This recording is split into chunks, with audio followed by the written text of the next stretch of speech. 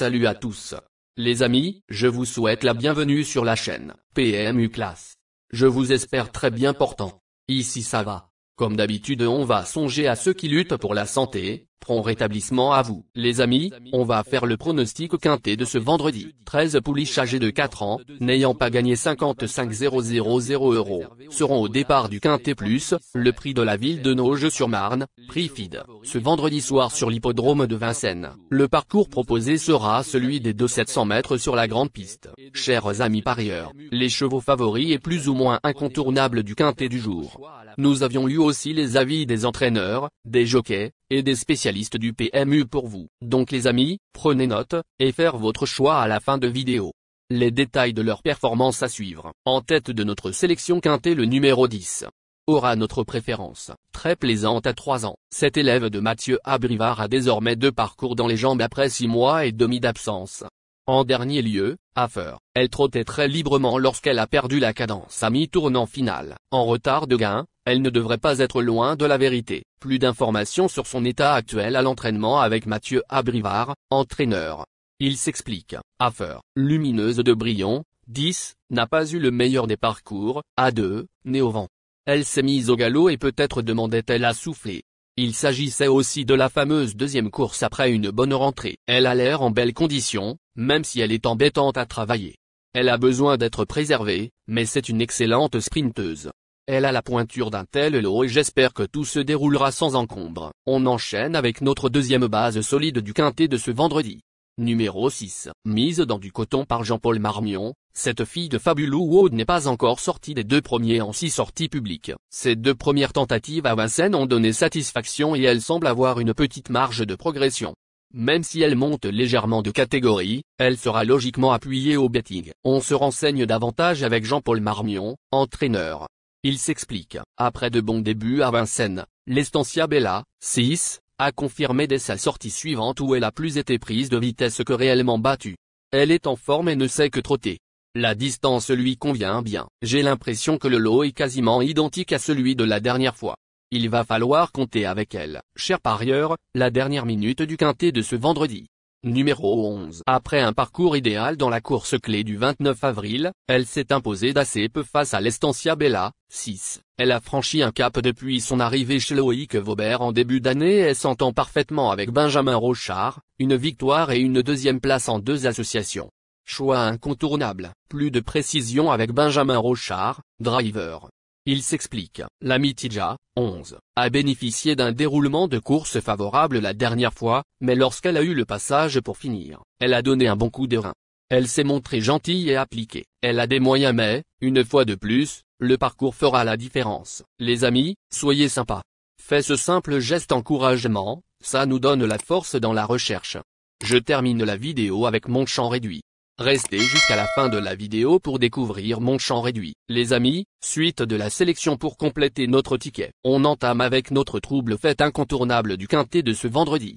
Numéro 13. Courageuse lauréate le 18 mars à Anguien, cette brave jument n'a pu se montrer menaçante ensuite sur le parcours qui nous intéresse, tout en améliorant son record. Néanmoins, elle découvre un engagement idéal et sera pieds nus pour la première fois, ce qui peut lui permettre de franchir un capital en bout de piste. Plus d'informations sur sa forme actuelle à l'entraînement avec Tristan Partex, entraîneur.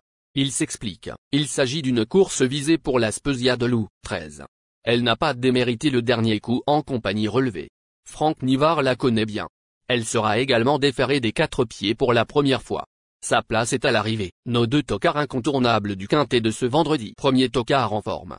Numéro 8. Cette représentante de Yannick Desmay a beaucoup progressé depuis septembre dernier, engrangeant près de 40 €. Elle s'est imposée sur ce parcours récemment et se présentera encore pieds nus. Elle semble barrée par les principales favorites, mais une place reste dans ses cordes. On écoute Charles Cuillère, entraîneur. Il s'explique. La dernière victoire de Lorelai Dereux, 8, en dit long sur ses possibilités. Selon son partenaire Mathieu Mottier, elle a gagné avec une certaine marge. Venue dans la descente puis relayée par Lovme Haguin, elle avait la mesure de sa rivale lorsque celle-ci s'est désunie pour finir. Elle a bien récupéré et on a préparé cette épreuve de vendredi soir depuis. Elle sera présentée dans la même configuration, à savoir des ferrés des 4 pieds et équipée d'un débouche-oreille et d'hier descendante. Elle a ma confiance. Deuxième tocard en forme. Numéro 9. Cette fille de carreau a montré sa forme sur l'hippodrome d'Anguien et se présentera totalement déferrée pour la première fois de sa carrière. Elle apprécie ce parcours sélectif et partira avec la confiance de son entourage. Bref, elle a beaucoup d'atouts dans son jeu. Plus de précision avec Louis Baudouin, driver. Il s'explique. Lara de Chenu, 9, a été préparée en vue de cet engagement. Ses 2 dernières sorties sont bonnes, et la plus récente à Anguien ne l'a pas éprouvée. Dans ce quintet plus, elle sera déférée des 4 pieds pour la première fois de sa carrière. Elle a besoin d'un parcours caché, mais si tout se passe bien, elle ne devrait pas décevoir. Notre outsider séduisant du quintet de ce vendredi. Numéro 3, premier des 2 atouts de Jean-Michel Baudouin, elle nous laisse sur notre faim depuis le début de l'année. Elle avait certainement besoin de courir dernièrement et sera cette fois allégée aux antérieurs. Avec Eric Raffin au sulky, elle doit rassurer mais peu, juger sur ce qu'elle a fait de mieux, briguer une place. Plus de précision avec Louis Baudouin, fils de l'entraîneur. Il s'explique. Pour sa rentrée, j'estime que Liberty Josselin, 3, a couru en demi-teinte. À sa décharge, elle n'était pas sur sa distance. Elle sera mieux sur les 700 mètres de la grande piste. Certes, elle se présente de façon un peu rapprochée, mais elle n'a pas eu une course éprouvante le dernier coup. À l'issue d'un parcours caché, elle a sa place dans le quintet plus. Notre surprise évidente du quintet de ce vendredi. Numéro 2. Passer des boxes de Thierry Gauchet à ceux de Mathieu Abrivard durant l'hiver. Cette bonne sprinteuse s'est bien défendue dans la course clé du 29 avril, remportée par la Mitidja, 11. Elle n'a pas une grande marge mais n'est pas hors d'affaire pour les places. On écoute Mathieu Abrivard, entraîneur. Il s'explique. Léide, 2, est sur la montante, comme le prouvent ses derniers résultats. Elle est magnifique d'état et sera de nouveau déférée des 4 pieds.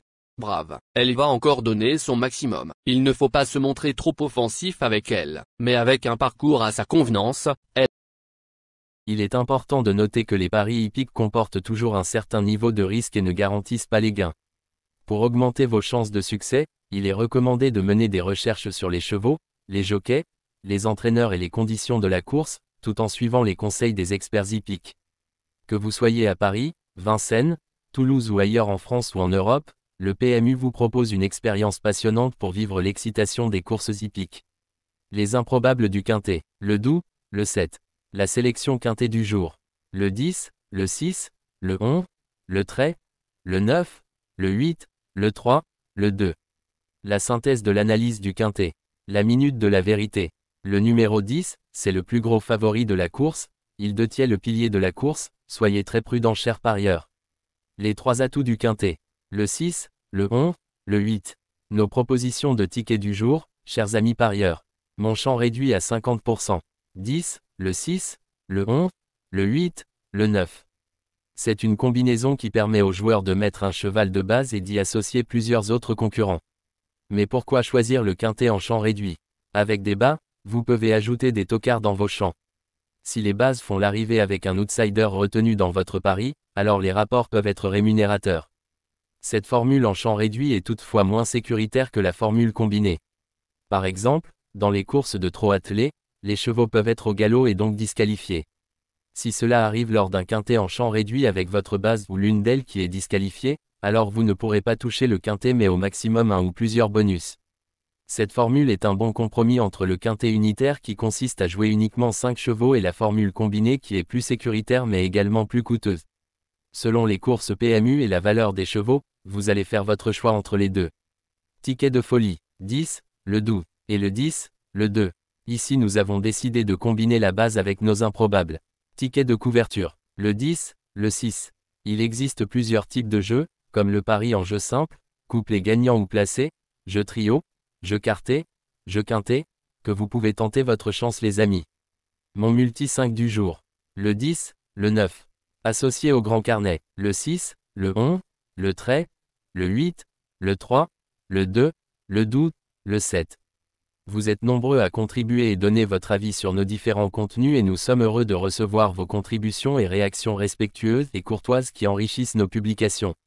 Merci les amis, bon jeu à tous, à très bientôt pour la prochaine course. Bye bye.